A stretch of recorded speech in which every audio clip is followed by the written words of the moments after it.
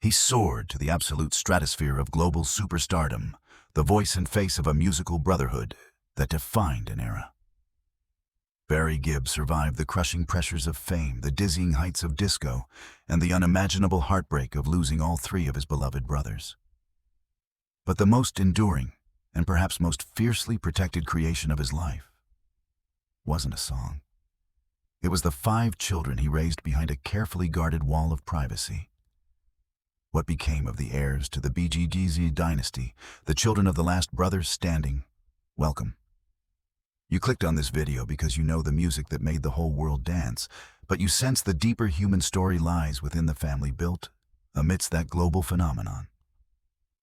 In this exhaustive deep dive documentary, we will tell the complete multi-generational and largely untold story of all 5 of Barry Gibb's children with his wife of over 50 years, Linda Gray.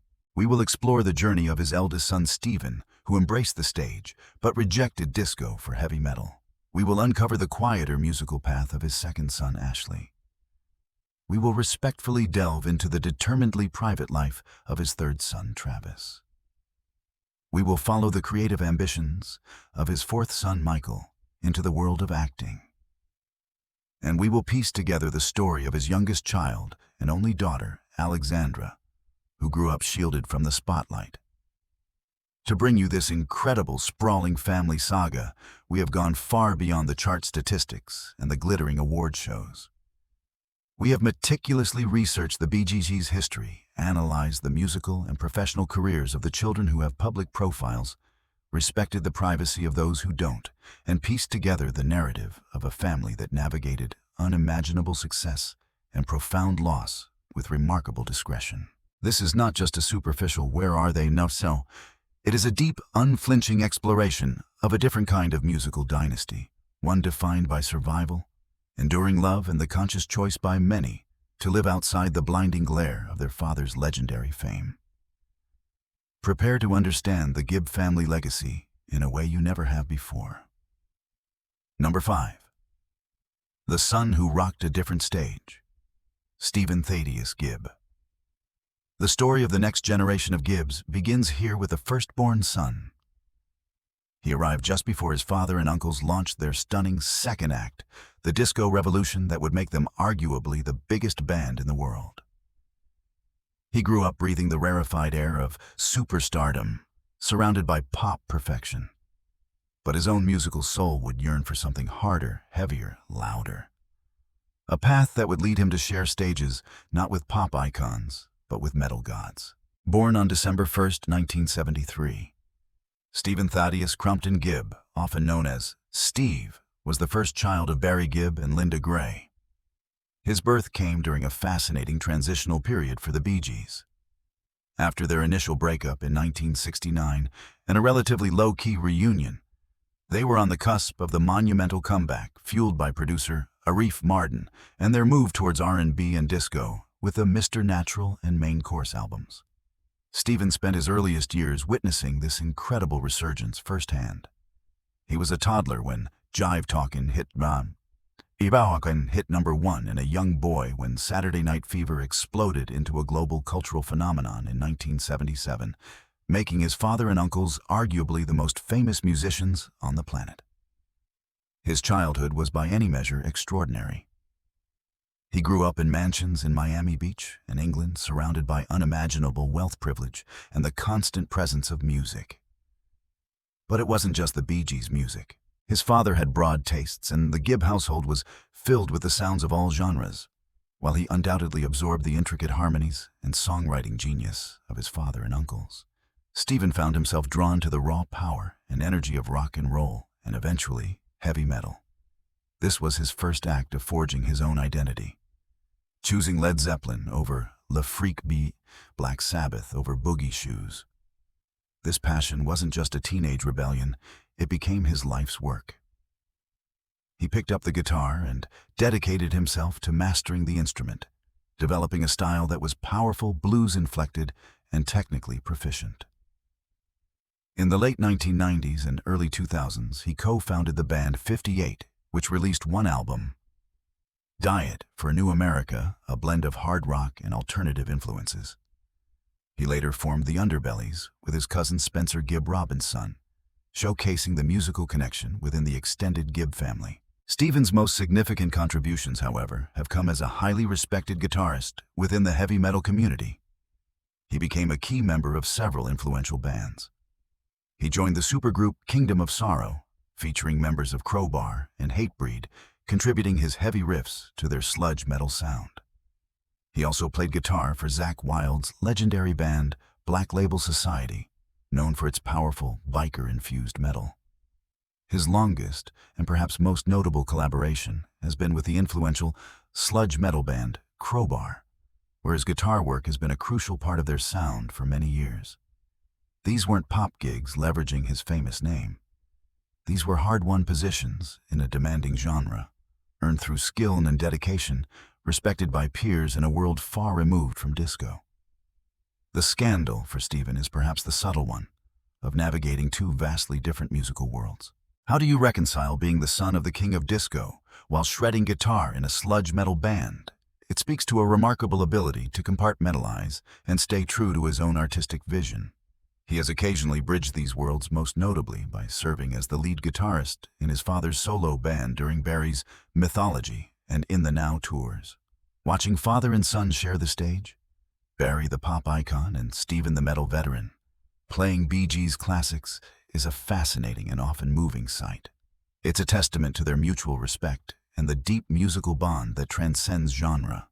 Stephen found a way to honor his father's legacy, not by imitating it, but by bringing his own distinct power and skill to it when called upon, while primarily forging his own heavy path.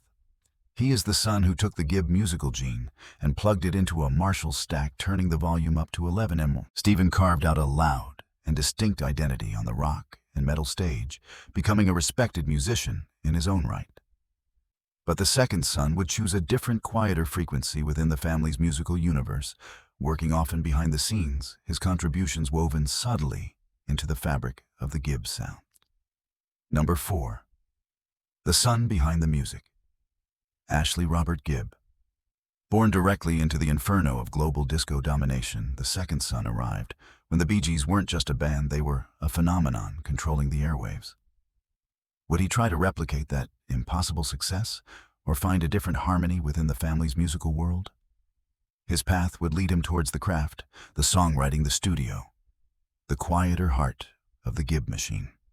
Born on September 8, 1977, Ashley Robert Crompton Gibb arrived at the absolute apex of the Bee Gees' fame. Saturday Night Fever was dominating the planet, and his father and uncles were arguably the most powerful figures in the music industry. Ashley's earliest years were spent in a world saturated by his family's music and the unprecedented level of adoration and scrutiny that came with it. If Stephen witnessed the climb and the peak, Ashley was born directly onto the summit. His childhood unfolded against the backdrop of world tours, Grammy wins, and the constant pressure of maintaining a global empire. Growing up alongside his older brother Stephen, Ashley was also immersed in the musical environment of the Gibb household. He too learned instruments and developed a deep understanding of music theory and song structure, absorbing the lessons from his father, one of the most successful songwriters in history. However, his personality and inclinations seemed different from his more overtly rock-oriented older brother. While Stephen was drawn to the visceral energy of live performance and heavy riffs, Ashley appeared more interested in the craft of songwriting, arrangement, and production. The more architectural aspects of music creation, the meticulous layering of sounds that defined the Bee Gees' sophisticated pop. Unlike Stephen, Ashley has not pursued a high-profile career as a performer in frontline bands. His contributions have been more subtle, often intertwined with his father's work and the broader family legacy. While specific credits can be hard to track definitively due to the family's private nature, there are indications and reports suggesting Ashley has been involved in various musical projects over the years, potentially co-writing songs, contributing instrumentation, or working in a supportive role within the family's musical endeavors. He represents the quieter, perhaps more studious musical mind among the siblings who pursued music. He has occasionally stepped onto the stage, sometimes seen playing guitar or keyboards alongside his father and brother Stephen during Barry's solo tours. These appearances suggest a comfort with performing, but perhaps a preference for a supporting role rather than the lead spotlight. His presence is often understated, a steady hand contributing to the overall sound, rather than demanding individual attention. The untold story of Ashley Gibb lies in this nuanced behind-the-scenes engagement with the family legacy. His scandal is simply his relative obscurity compared to his father and his older brother. He hasn't sought the limelight in the same way, suggesting a different temperament and perhaps a different definition of success. He seems to embody the intricate, often overlooked craftsmanship that was always a hallmark of the Bee Gees' music. The complex arrangements, the layered harmonies, the meticulous production. While Barry was the frontman and Stephen the lead guitarist, Ashley represents the essential, often unseen work that happens in the studio. The patient craft of building a song from the ground up. His journey is one of finding his own frequency within the Gibb soundscape, contributing his talents without needing the validation of platinum records or arena tours. He is the son who carries the musical gene not as a weapon for the stage, but perhaps as a tool for the studio, a quieter custodian of the family's melodic gift. Ashley found his harmony in the subtler layers of the music. But the next son would choose to leave the world of melodies and rhythms behind altogether, opting for a life built not on sound or stagecraft, but on the solid ground of business and profound privacy. Number 3. The son who chose silence. Travis John Gibb. Born as the disco inferno began to cool, the third son arrived in a world where his father and uncles were navigating a new musical landscape. He grew up witnessing the cyclical nature of fame, the highs and the lows. Perhaps it was this perspective that led him to make the most radical choice of all, to completely step away from the family business and build a life in a world utterly removed from music and performance. Travis John Gibb was born on January 10, 1981. His arrival came after the absolute peak of the disco era. While the Bee Gees remained incredibly successful songwriters and producers for other artists like Barbra Streisand and Dionne Warwick, their own chart dominance had lessened. The infamous "Disco Sucks" movement had created a backlash.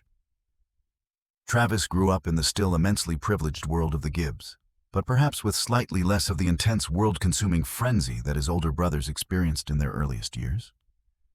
He witnessed his father and uncles continue to create, tour, and navigate the complexities of the music industry. But the cultural zeitgeist had shifted. From a young age, Travis seemed to signal a different path. Unlike Stephen and Ashley, he did not show a strong inclination towards music or performance. While undoubtedly surrounded by instruments and the family's creative energy, his interests appeared to lie elsewhere. As he grew into adulthood, Travis made a definitive break from the entertainment world. He chose not to pursue music acting or any public-facing career. Instead, he entered the world of business, specifically finding his niche in real estate.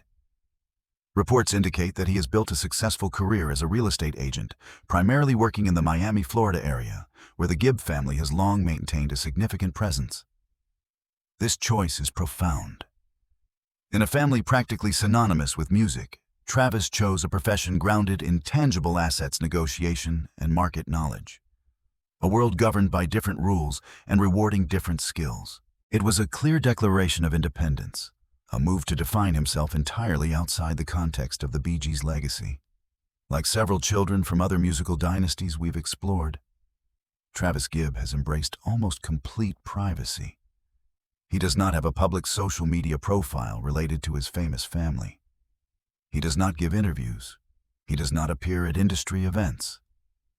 His life is his own, carefully shielded from the public gaze. The untold story of Travis Gibb is this deliberate and successful vanishing act. His scandal is his silence, his refusal to participate in the narrative. Why did he choose this path? Was it a conscious rejection of the pressures he saw his father and brothers face? Was it simply a lack of interest in the arts? Or was it a positive choice towards a field where he felt his own talents could shine without comparison? We can only speculate. But his privacy speaks volumes. He represents the branch of the Gibb family tree, that sought grounding outside the ephemeral world of pop music, finding stability and success in the concrete world of property. He is the son who proved that carrying the Gibb name didn't automatically mean carrying a tune or seeking a spotlight. Travis built a successful life completely outside the entertainment industry. But the pull of the performing arts is strong in the Gibb DNA. The next son would feel it, but he wouldn't turn to music. Instead, he would step in front of the camera, seeking to make his mark in the demanding world of acting. Number 2. The son who chose the screen. Michael Alexis Gibb, born during another wave of Bee Gees' success, the fourth son grew up in a world where his father wasn't just a legend, but a working, touring, hit-making artist once again. He inherited the family's creative spark, but his chosen stage wouldn't be a concert hall filled with singing fans, but a film set seeking to embody characters under the director's lens. Michael Alexis Gibb arrived on December 1st, 1984. His birth coincided with a period where the Bee Gees, after navigating the post-disco backlash, were re-emerging as contemporary artists and proving their enduring songwriting prowess with albums like ESP, Bishy, and hits like You Win Again. Michael grew up knowing his father and uncles not just as historical figures from the Saturday Night Fever era, but as active participants in the music scene. He experienced the rhythms of album releases, music video shoots, and international tours during his formative years. Like his older brothers, Michael was immersed in a creative environment. However, his artistic inclinations led him down a different path. Not music, but acting. He developed a passion for drama, for inhabiting different characters, for the craft of performance in a visual medium. This choice, while still within the entertainment industry, was distinct from the musical legacy that defined his family. He pursued his passion seriously, reportedly studying acting. Information about his specific training is scarce, reflecting the family's general privacy. But his commitment to the craft is evident in the professional path he chose. He began auditioning and working to build a career as an actor, facing the unique challenges that come with carrying a famous surname in a field different from the one that made it famous. Does the Gibb name open doors, or does it create preconceived notions? Does it help him get auditions only to face skepticism from casting directors? Michael Gibb has appeared in several film and television projects, often in supporting roles. Pinpointing specific high-profile credits can be challenging, due to his relatively low public profile compared to major stars and the commonality of his name. However, his pursuit of an acting career is documented. Each role, regardless of size, represents a step in building his own identity within the challenging world of Hollywood. He is navigating the same path many actors tread. Auditions, small parts, hoping for a breakthrough, but with the added complexity of his lineage. The untold story of Michael Gibb is this quiet dedication to a different kind of performance art. His scandal, like his brothers Travis and Ashley, is largely his privacy and the inherent difficulty of carving out a distinct identity. He is not just Barry Gibb's son. He is an actor seeking roles, honing his craft, and trying to make his mark in a notoriously difficult industry. His journey highlights the diverse ways creative talent can manifest within a single family. While music was the dominant language, Michael chose to express himself through dialogue, character, and the visual narrative of film. He represents the branch of the family that took the performance gene and translated it onto the screen. Michael sought his creative expression on the screen. But the final Gibb child, the youngest and the only daughter, would grow up almost entirely after the peak of the Bee Gees' global reign, benefiting perhaps the most from her parents' desire to provide a normal, protected life, becoming the most private and enigmatic of them all. Number 1. The Daughter in the Quiet Garden, Alexandra Gibb. And finally, the youngest child, the only daughter born long after the disco balls stopped spinning and the white suits were hung up. She arrived in a world where her father was already a living legend, a historical icon. Would she feel the pressure to step into the spotlight? Or would she be the ultimate beneficiary of her parents' decades-long effort to shield their family from the storm of fame? Born in 1991, Alexandra Gibb's experience growing up was fundamentally different from her 4 older brothers. The Bee Gees were no longer the reigning kings of pop.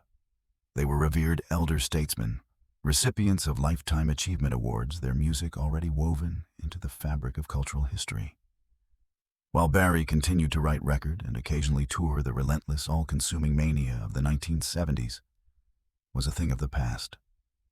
Moreover, the tragic deaths of his younger brothers Maurice in 2003 and Robin in 2012 profoundly reshaped Barry's perspective, likely reinforcing his focus on his surviving family and the preciousness of private life.